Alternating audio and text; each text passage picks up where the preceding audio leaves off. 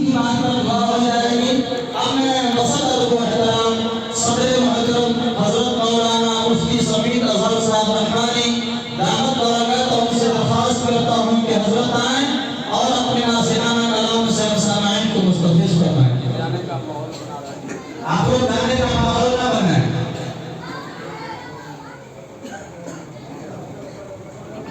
Light نہیں آنا چاہیے, سائڈ سے دینا چاہیے. بیٹھے گا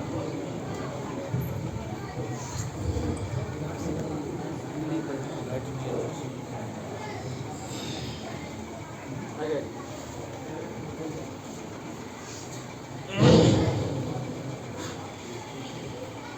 السلام علیکم ورحمۃ اللہ وبرکاتہ. الحمد للہ رب العالمین وبہ نستعین اما بعد.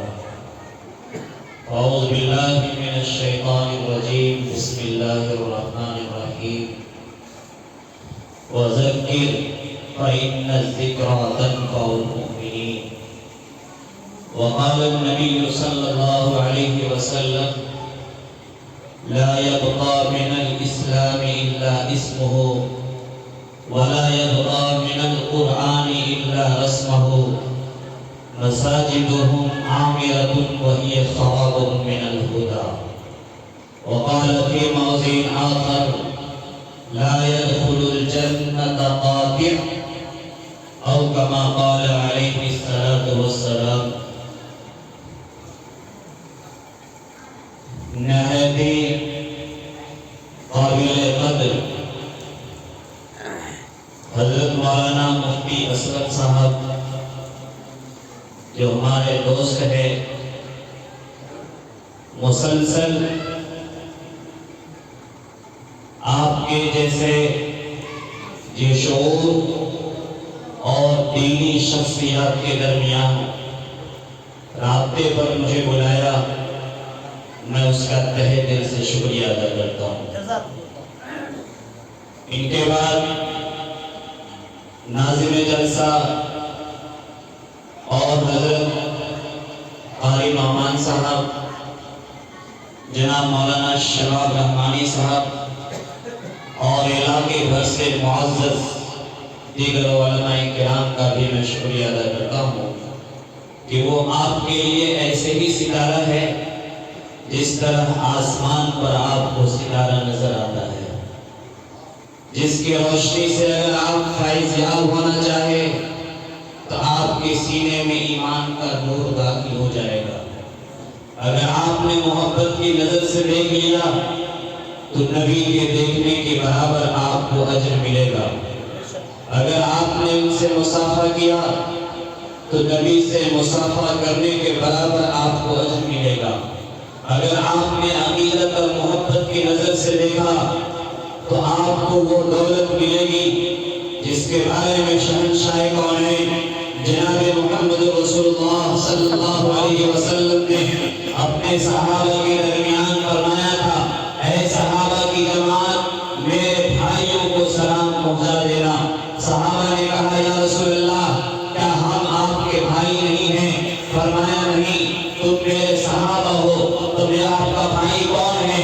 آپ صلی اللہ علیہ وسلم نے فرمایا کہ میرا بھائی وہ ہے جو مسجدوں میں ایسے جمع ہو کے بیٹھیں گے جنہوں نے نبی کو نہیں دیکھا, اللہ کو نہیں دیکھا, لیکن وہ قرآن پر بھی ایمان لایا, نبی پر بھی ایمان لایا, اللہ کی ذات پر ایمان لایا, صحابہ پر ایمان لایا اور علماء دین پر ایمان لایا اور تمام ملائکہ پر ایمان لایا, جنت دوزخ پر ایمان لایا, آخرت پر ایمان لایا, تقدیر پر ایمان لایا, مرنے کے بعد زندہ ہونے پر ایمان لایا اور قیامت کے محشر کے میدان پر ایمان لایا.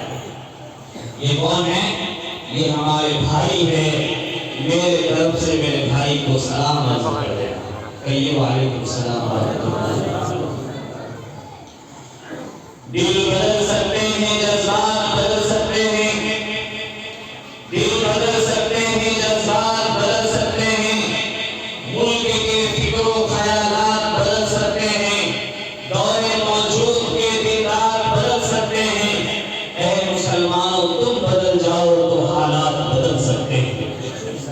دہر کے پھول اپنے تھے، رات کی رانی ہماری تھی، دہر کے پھول اپنے تھے، رات کی رانی ہماری تھی، یہی وہ سرزمین ہے جس پہ سلطانی ہماری تھی، کسی آتنکوادی سنگٹھن کا سر نہیں اٹھا، حدود ملک میں جب تک نگہبانی ہماری تھی۔ جب گلستان کو خون کی ضرورت پڑی، سب سے پہلے ہماری بھی گردن کٹی، پھر بھی کہتے ہیں ہم سے یہ اہل چمن، یہ چمن ہے ہمارا تمہارا نہیں۔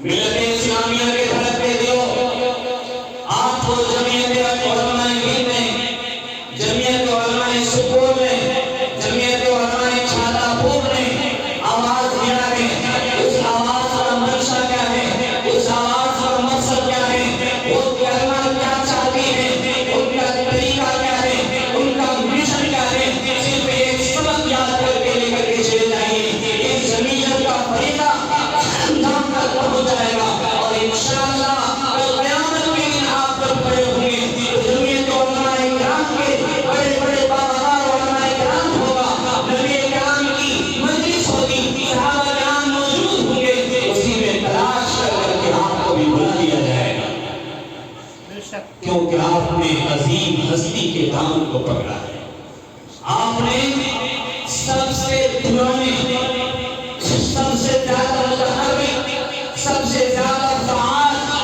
بے گناہوں کو انصاف دلانے والا، مسجد و مدارس کو حق دلانے والا، اور بے قصور قیدیوں کو قید خانے سے رہائی دلانے والا، جس کے خونوں سے ہولی کھیلا جا رہا ہے، ان کے خون کو عزت دینے والا، اگر کوئی اس ملک میں جمعیت ہے، تنظیم ہے، تو اس کی تنظیم کی جمعیت کا نام جمعیت علماء ہے۔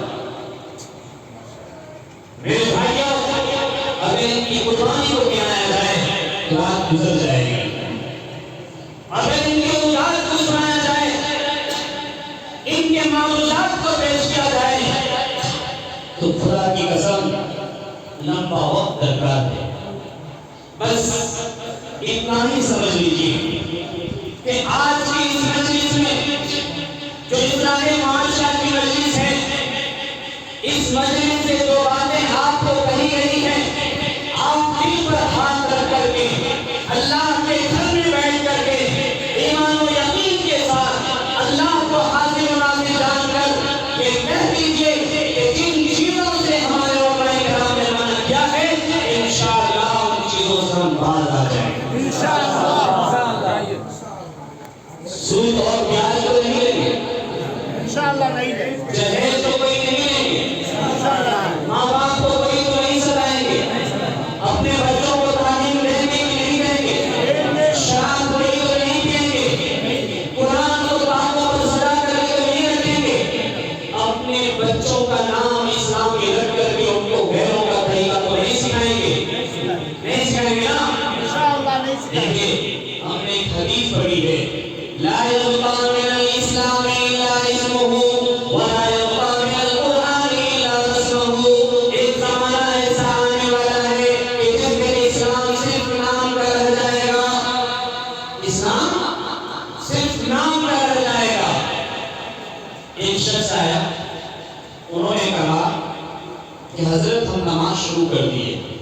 میں نے کہا اللہ کا شکر ہے کہ آپ کم سے کم اللہ کے سامنے جھکنے لگے جس اللہ نے آپ کو ماں کے پیٹ میں پیدا کیا تھا، ناپاک کپڑے سے بنایا تھا، اتنا خوبصورت صورت بنایا، کہا جی لیکن میرے ساتھ مجبوری یہ ہے کہ ہم 5,000 روپیہ ایک برادران وطن سے لیتے ہیں، اس میں 3% بیاج لیتے ہیں، اور جو کمائی ہوتا ہے فائدہ میں سے آدھا فائدہ وہ بانٹ کے دے دیتے ہیں، مجھے کچھ نہیں بچتا ہے، گھر میں کھانے کے لیے کچھ نہیں ہے، اگر تھوڑی سی مدد کر دیتے تو ہم کو جو ہے انصاف مل جاتا اور ہم عزت سے کماتے اور بیوی بچوں کی کفالت کرتے۔ ہم نے کہا کتنا چاہیے؟ کہا 5,000 روپیہ۔ ہم نے 5,000 روپے دیا، ان سے پوچھا کب دو گے؟ کہا کہ جس وقت رات ہو یا دن ہو، 1 مہینہ 2 مہینہ چھوڑ کر کے جب کہیے گا تو ہم آپ کو پیسہ دے دیں۔ ہم نے کہا لیجیے جائیے تجارت کیجیے، ہم کو کوئی پیسہ نہیں چاہیے، بس میرا منہ 1 1 साल के बाद लौटा दीजिएगा। क्या कहा? 1 साल के बाद लौटा दीजिएगा। 3 साल तक हमने उसको टोका देंगे। कितने साल? 3 साल। 3 साल के बाद हमने उनसे कहा कि अब तो पूंजी बन गई होगी, नफा हुआ होगा, ऐसा कीजिए मेरा पैसा लौटा दीजिए, जरूरत है। वो 3 महीना तक नजर नहीं आया। कितना? 3 महीना तक नजर नहीं आया। उसके बाद 3 महीना के बाद हमारे मुअज्जिन साहब ने मस्जिद के गेट पर उसको पकड़ के डांटा और कहा साइकिल छीन लेंगे, तुम ऐसा क्यों बदतमीजी करते हो? ऐसे मुश्किल वक्त में आपका साथ दिया, तुम एहसान फरामोश हो? कहा कि नहीं, पैसा लाके देते, 1000 रुपये लाके। और उसके बाद 3 साल में 1,000 करके उन्होंने 4000 रुपये, और 1000 अभी भी बाकी है। 6-7 साल हो गया, 6-7 साल हो गया है, अभी तक वो कर्ज अदा नहीं किया। एक साहब बहुत दीनदार नजर आ रहे थे, 5 वक्त की नमाज पढ़ने वाले, सफे अव्वल में नमाज पढ़ते थे, माशाअल्लाह पेशानी पर काला निशान भी था। मुझे उस पर बहुत ज्यादा फख्र था, गर्व था। उन्होंने भी कहा कि मेरे साथ परेशानी आ गई है, हम फला चीज बेचते हैं, लेकिन अगर ऐसा हो गया है मेरे पास कुछ है ही नहीं, अगर कुछ पैसा नहीं मिले, अभी जो मौलाना साहब ने आपको कहा कि 10-10 रुपया अगर आप जमा कीजिएगा तो मुश्किल वक्त में आपको कभी मदद मिल जाएगी, मुश्किल वक्त में मदद मिल जाएगी, आपका काम चल जाएगा। हमने उनसे पूछा कि ठीक है, रमजान के 20 तारीख था, 20 रमजान, उन्होंने कहा हमको 30,000 रुपए दीजिए, ईद के अगले दिन हम हर हाल में आपको दे देंगे, सामान बेच के ईद के अगले दिन हम दे देंगे। हमने कहा ठीक, लीजिए। हो गए, ईद का 1 महीना गुजर गया, कोई कॉल नहीं, कोई नजर नहीं, मुलाकात नहीं, कुछ नहीं। 3 महीना गुजरा तो हमारे साथ इरशाद भाई है, इन्होंने कहा मुझे नंबर दीजिए, आपके शराफत का वो नाजायज फायदा उठा है, हम बात करते हैं। जब उनसे 10 मरतबा 15 मरतबा फोन लगाया तो उन्होंने नंबर मोबाइल बीवी को दे दिया, कहा कह दो कि वो घर में नहीं। बहरहाल शाम के 3 हो गए, उठाया फोन, कहा कि अगले महीना 24 तारीख को हर हाल में आपको हम पैसा लेके दे देंगे। आज ये वादा किए हुए 6 महीना गुजर गया है और 6 महीना से मोबाइल उसका स्विच ऑफ है। 6 महीना से मोबाइल स्विच ऑफ है। ला यबका मिनल इस्लाम इल्ला इस्मुहु, नाम अब्दुल्ला अब्दुल रहमान होगा, नाम अब्दुल करीम होगा, नाम अब्दुल रहीम होगा, लेकिन ईमान नाम की चीज उनके पास बाकी नहीं रहेगी। सिर्फ इस्लाम का वो नाम लेकर के नाम लबादा उठ करके बढ़ेगा, लेकिन अंदर उसका ईमान बाकी नहीं होगा। ला यबका मिनल इस्लाम इल्ला इस्मुहु। एक शख्स, परसों की बात है, शराब पी करके बिल्कुल धुत था, पागल बना हुआ था, और मोटी पैंटी लेकर के बीवी को टेका रहा, और उनका बाल ऐसा लग रहा था जैसा कि कोई पागल हो और नाला से निकाल करके लाया। हम उधर से गश्त करके निकल रहे थे, 4-5 साथी हमारे साथ, खजानची साहब थे और भी 2-3 दोस्त थे। गश्त करके निकल रहे थे, रोने की आवाज है, मैंने चलिए अंदर देखते क्या हो रहा है। अंदर गए, देखा कि पूरा कपड़ा खुला हुआ, सिर्फ पजामा पहना है और बीवी को डंडा लेकर के दे रहा है। पूछा भाई क्या हुआ? कहा कि ये हमारी बीवी आज बिस्तर नहीं आग लगा लेती, हमको भी घर में जला लेती। हमने कहा कि आग लगाया क्यों नहीं, आग लगाया क्यों नहीं? उनसे पूछा क्यों आग लगा रही थी? कहा कि हम शराब पी लिए थे, हम शराब पी लिए थे, और शराब पी करके उसने क्या अंजाम दिया? शराब पी करके उन्होंने मां को सर पे मारा, सर से खून बह रहा था। बीवी को मारा, पूरा बदन फोड़ दिया मार करके, और उनकी मां सुबह समझा करके आए और शाम में मस्जिद के दरवाजे पर बैठकर सजदा में जाकर के रो रही है, अल्लाह जब तक तू फैसला नहीं करेगा हम यहाँ से नहीं बचेंगे।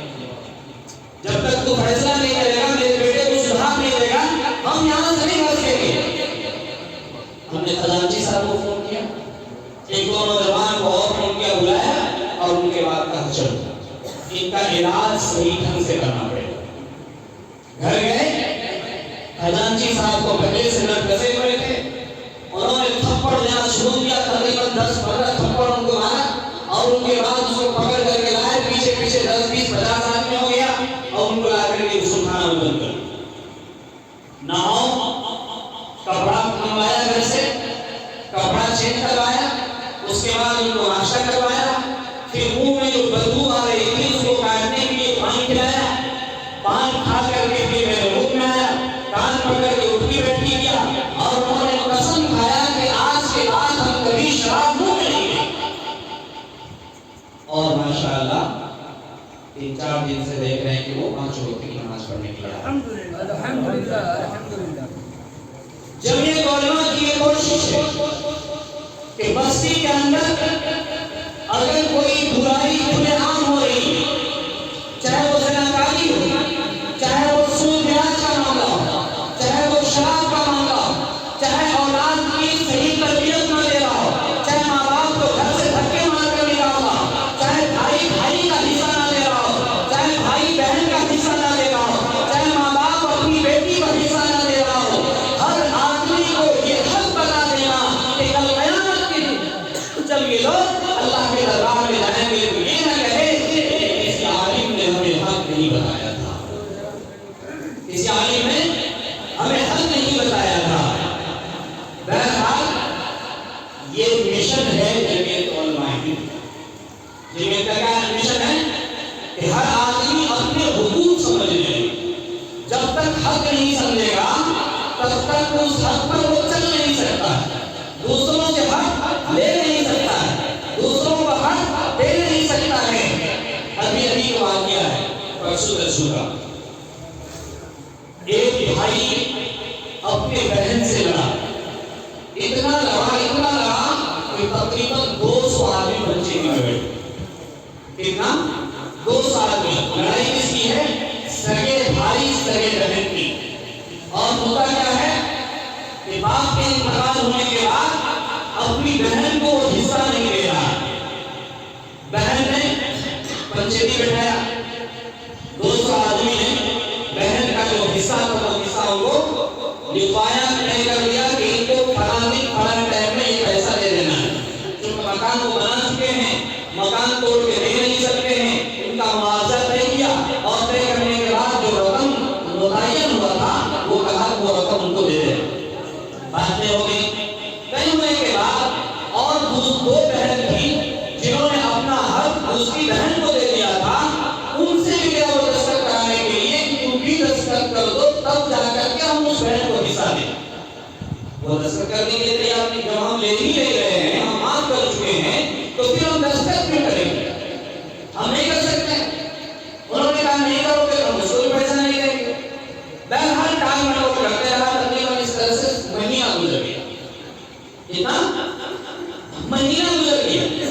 और महीना गुजरने के बाद 3 दिन के बाद जो तूल पकड़ा मामला, वो मामला ये था कि वो पैसा लेकर के चेयरमैन साहब के पास जा रहे थे कि हम चेयरमैन के हाथ में देंगे और 4 आदमी से दस्तखत करवाएंगे और 2 बहन जिन्होंने हिस्सा नहीं लिया उससे भी हम दस्तखत करवाएंगे।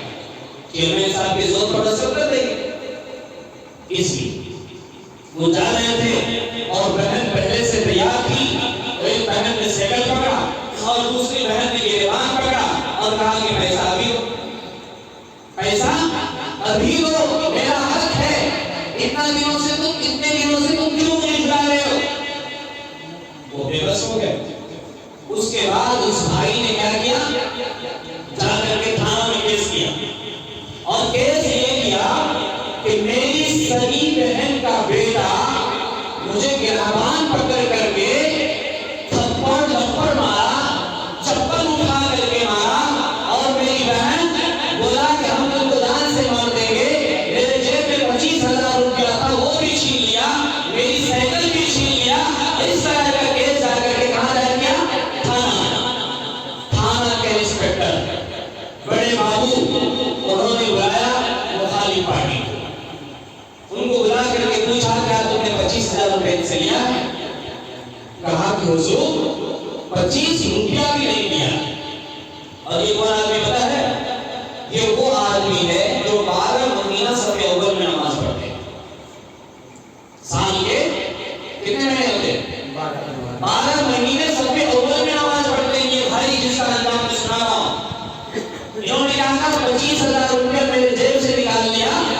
سائیکل چھین لیا، لپڑ تھپڑ مارا، چپل جوتا اٹھا لیا۔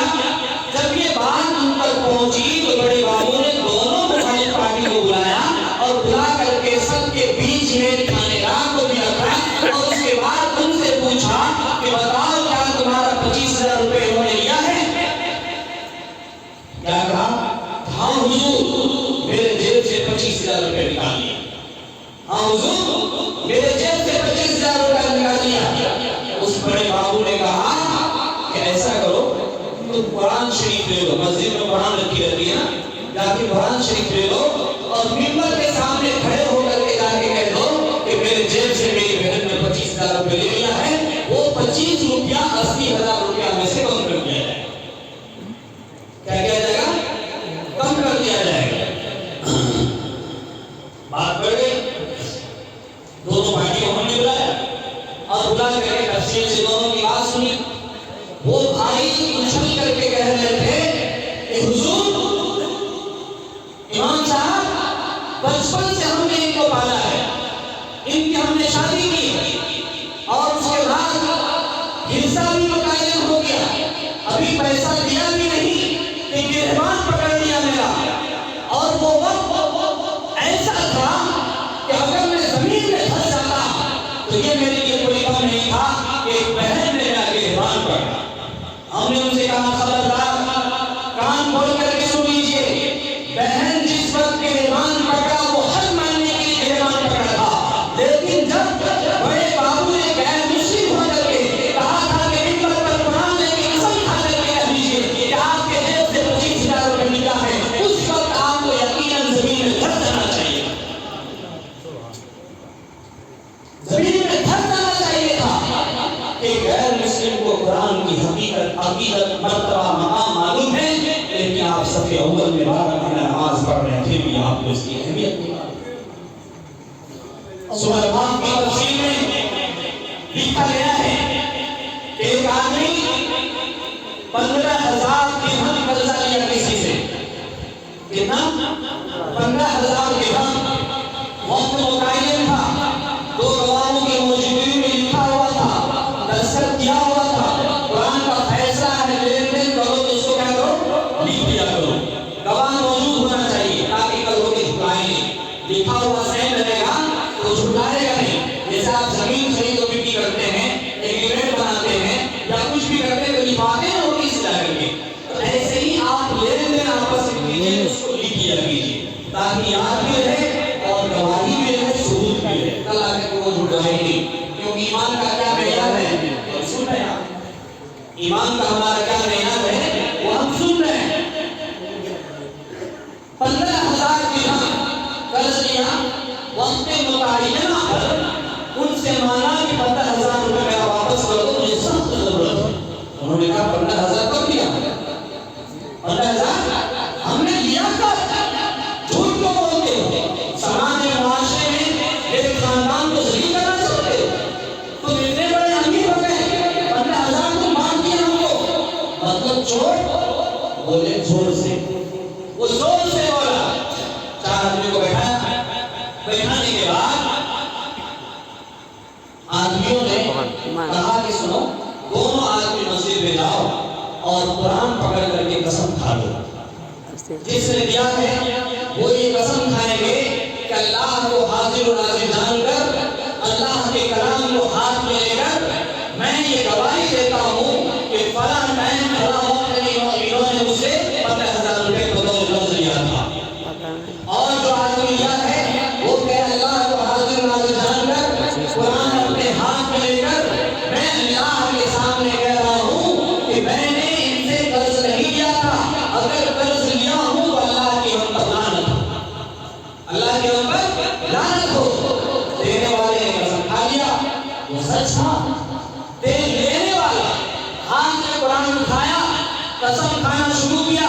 مسجد کی سرزمین ہے، مقدس جگہ ہے، اللہ کا گھر ہے، ہاتھ میں اللہ کا پاکیزہ کلام ہے، وہ قرآن جس کو زمین پر اتاری جاتی تو زمین پھٹ جاتی، آسمان پر اتارا جاتا تو آسمان دب جاتا، پہاڑ پر نازل کیا جاتا تو ریزہ ریزہ ہو جاتا۔ دنیا کی کوئی چیز ایسی نہیں تھی جس قرآن کے بوجھ کو برداشت کر سکے، اس قرآن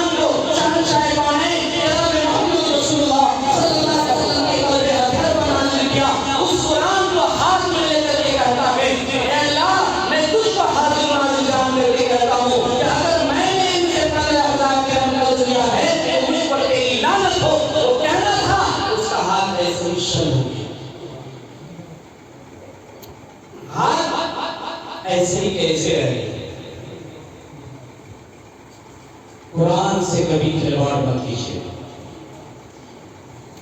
لا يبقى من الاسلام الا اسمه، نام کا مسلمان رہ جائے گا، ایمان نہیں ہوگی، اللہ کا ڈر نہیں ہوگا، ایمان کی نورانیت نہیں ہوگی، ایمان کی روشنی نہیں ہوگی، اسلام کے لیے کچھ کر گزرنے کا جذبہ نہیں ہوگا، اللہ کے نام پر اپنی زندگی قربان کر نہیں سکتا ہے.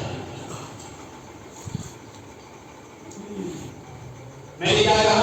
وَلَا يَبْقَى مِنَ الْقُرْآنِ إِلَّا رَسْمَهُ، قرآن رسمن پڑھا جائے گا، مسجد کے کاخوں میں سجا کر رکھا جائے گا. رکھا ہوا ہے کتنے لوگ ہیں قرآن پڑھنے والے؟ ہم سب مسلمان ہیں نا؟ مسلمان ہیں جی؟ کتنے آدمی قرآن پڑھنا جانتے ہیں؟ جی پڑھتا بھی ہوں الحمدللہ. ماشاء اللہ، یہاں تو بڑے لوگوں کی تعداد ہے قرآن پڑھنے والے.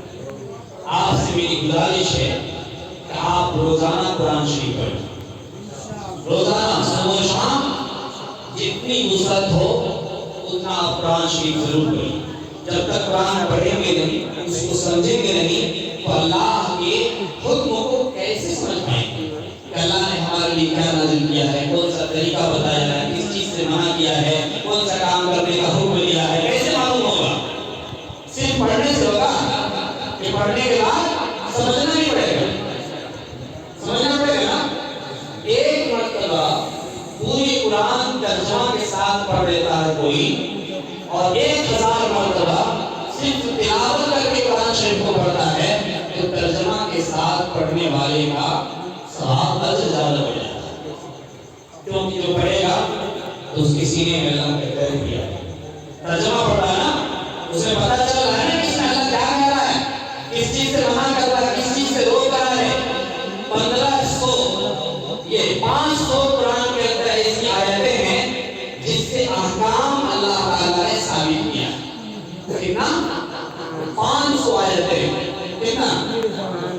صرف 500 آیتیں ہیں جس میں اللہ نے حکم ثابت کیا ہے. اور اس کے علاوہ جتنی بھی آیتیں ہیں، کسی میں پچھلی قوموں کا واقعہ ہے، کسی میں اللہ کی وحدانیت ہے، کسی میں اللہ کی رسالت ہے، کسی میں ہدایت کے واقعے بیان کیے گئے ہیں، کہیں مثال بیان کیا گیا ہے، کہیں ایثار بیان کیا گیا ہے، کہیں ثواب کو بیان کیا گیا ہے، کہیں جنت کے مناظر کو بیان کیا گیا ہے، کہیں جہنم سے ڈرایا گیا ہے، کہیں برے لوگوں کا انجام بتایا گیا ہے، کہیں اچھے لوگوں کا انجام بتایا گیا ہے. صرف 500 آیتیں ہیں جس سے احکام ثابت ہوتا ہے، جس کے اندر اللہ تعالیٰ نے قرآن پر چلنے والوں کو حکم دیا ہے کہ تم کو ایسے چلنا ہے، ایسے نہیں چلنا. پڑھیں گے تب نہ سمجھیں گے. ارے ہماری اور آپ کے علماء کرام کی صرف تقریر سن لینے سے کیا اپنا مسئلہ ہو جائے گا؟ علماء تو آپ کو دوسرا آیتیں پڑھ کے سمجھائیں گے، لیکن قرآن تو پورا قرآن ہے نا، اللہ کا کلام تو پورا قرآن ہے. پورے قرآن کو ترتیب سے پڑھنا پڑے گا ایک طرف سے، تب جا کر کے اللہ کے کلام کو سمجھ پائیں گے کہ اللہ کیا کہا ہے قرآن میں. تو سب آگے ترجمہ کے ساتھ پڑھیں گے قرآن شریف؟ پڑھیں گے انشاءاللہ. مساجدهم عامرة وهي خراب من الهدى. اللہ کے نبی صلی اللہ علیہ وسلم نے بتایا کہ مسجدیں عالی شان ہوگی، مسجدیں کروڑوں روپیہ کی ہوگی، لیکن مسجد ویران ہوگی، مسجد ویران ہوگی. اور ویرانی کی وجہ سے کہ آخری زمانہ جب آئے گا تو جس کو ہم نے اپنا قائد بنایا ہے، اپنا رہبر بنایا ہے، اپنا رہنما بنایا ہے، اپنا پیشوا بنایا ہے، صحیح ڈھنگ سے ان کی عزت، ان کا احترام، ان کی قدر ہم نہیں کر پائیں.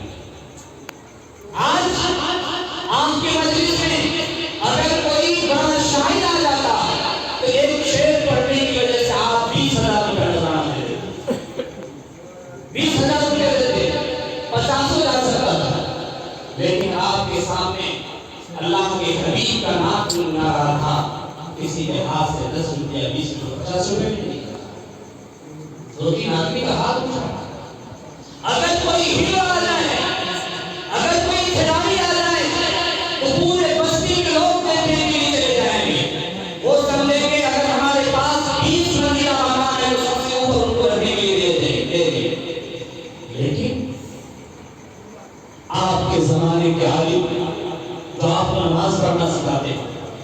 آپ کو قرآن پڑھنا سکھاتے ہیں، جو آپ کے بچوں کو تربیت دیتے ہیں،